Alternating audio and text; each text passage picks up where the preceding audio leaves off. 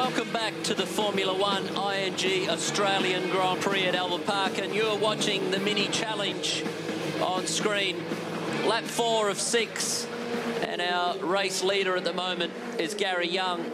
He's a builder developer from Brighton in Victoria, and the grid was a reverse grid, the top 6, so he started off position 1 today, and he's had a clear run so far, Craig Ben.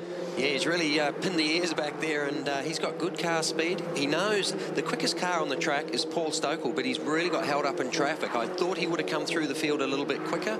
He's now got past a couple of cars, sitting there nicely positioned there in 3rd place, but he's got to close the gap. But looking at his last lap time, nearly 1 second a lap faster, so he's going to hunt them down.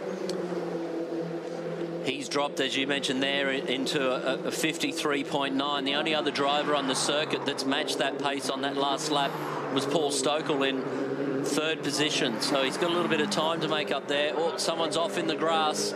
Yep, Stokell's lowered it again. The first sector's quicker, so he can certainly see the cars in front. He needs to close up. This is a great battle here. Young Nathan Karate, as I said yesterday, was all set to do Carrera Cup, 1 make series, and no more. So he's found a home in the Mini. And talking to him yesterday, he absolutely loves the little car. He hasn't done a lot of mileage, so to be running that far up, good move here. But is it going to come off? I love the way these guys give each other room. Yeah, it's nice, isn't it? It's good, clean racing. And as you mentioned, Nathan Karate, Andrew Mill. This is a battle royal going on here.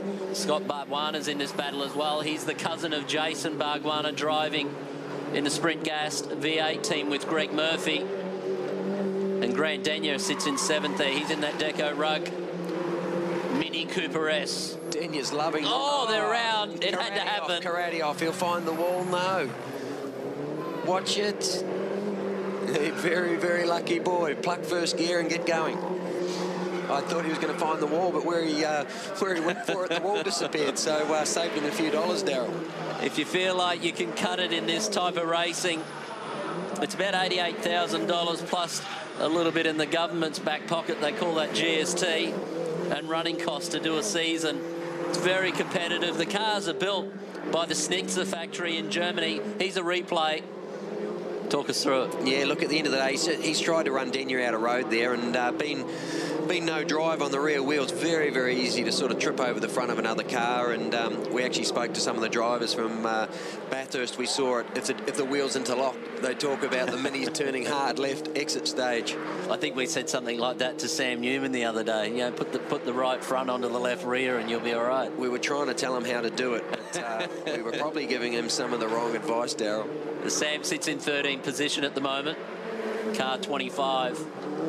But as I was mentioning, Craig, you know, the Schnitzer factories produced some fantastic championship-winning cars in the past. They really have Charlie Lamb from Schnitzer. They were well known for the BMWs in the Emmanuel Pirro days. They won World Touring Car Championships, and as we said yesterday, going through these cars, they're just beautifully built. You can see where the money's been spent on them. They produce about, well, the 1.6 litre 4-cylinder engine producing about 210 horsepower. Sometimes people talk about the top speed's not that high, but these cars are capable of around the 240k mark. So you get them to somewhere like Bathurst, that is very, very quick. And it's great that they have a minimum weight with driver. So if you're a little bit bigger around the hips, or that race suit's a bit bigger because you're not training as hard, the minimum weight for the category is 1,210 kilos. Denyer's having a line up here. He'll be loving this. Like, he's passed so many cars all day yesterday, and today he's been in the thick of it. He lost that run. He was just sitting in behind Andrew Mill there. He lost the run. He's now been passed. Bargwanna up the inside. They'll go side by side onto the front straight. It's almost like they've had a driver's briefing and got a bit of a pact together, because no one seems to be pushing anyone off the road. They're giving each other room, and as I said before, it's so nice when you can actually trust the guy next to you not to give you the old chicken wing exit stage left. They're on the final lap. Can Paul Stokell make any inroads into the Gary Young car? On the last lap, Gary Young did a 54.3. Stokel a 53.9, about 4/10 faster on that lap. Stokel's now up into the second position, another fastest lap, down to an 18.1, nearly down to his qualifying time. So, you know, Stokel's certainly got the car pace, but I don't know if he's going to have enough to get it up to Young that's leading. He's good in those sectors, isn't he? You know, 4/10 in that initial sector.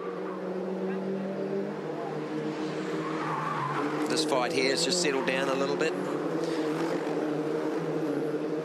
I hear the tyres protesting. Is that the temperature is just, they've got up to their maximum operating temperature? You hear them just protesting there. Yeah, and what it can cause sometimes is what we call cold graining, because the track temperature at the moment is only 19 degrees. So, sorry, 19 ambient and 31 track. So you can see there actually Bhagwan off the road there. That's just struggling for a little bit of tyre temperature. And as you say, the tyre protests as it sort of grazes across the top of the surface. Oh, it's going to be close. Can he get a run? Can he get in the draft? Is he getting the effect there? I think starting to close now. He's looking both sides. How many times can you change line? I tell you what, he's good under brakes, though, Denya. He's taken some bravery pills this morning, and he's going to chuck it up the inside here, I reckon.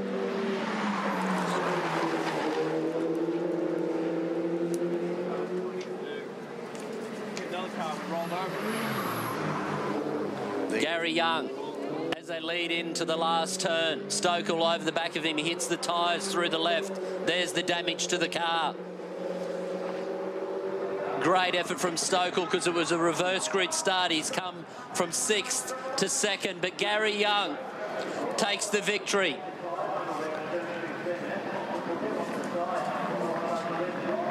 Still got debris coming off Stokel's car there. He's obviously had a coming together with somebody. Nathan Gear, Andrew Mill, Grant Denyer in 5th. Berwick Linton up to 6th. That's a good result for Berwick. Yeah, he'll be happy. As we said, this is only his third meeting in one of these minis. So the other one I think is going to be very happy is young Andrew Mill. You know, he's finished 4th there, so he's had a very good result, good clean race, and you know, brought it home. Nathan Karate in 9th. Dulman in 10th. He rounds out the top 10. Sam Newman in 13th position. Sammy will be quite pleased too, because he thought he might not bring it back in one piece, so he won't be getting an invoice sent to him. The results: Gary Young by 6/10 over Paul Stokel, a close finish. Nathan Gear, Andrew Mill, Grant Denyer. He worked his way from race 1 yesterday from the back of the grid, eventually now in race 2 up to 5th. Berwick Linton, as we said, he'll be very, very happy with that result. Scott Bargwana, Nathan Culligan, Nathan Karate and Grant Dulman round out the top 10.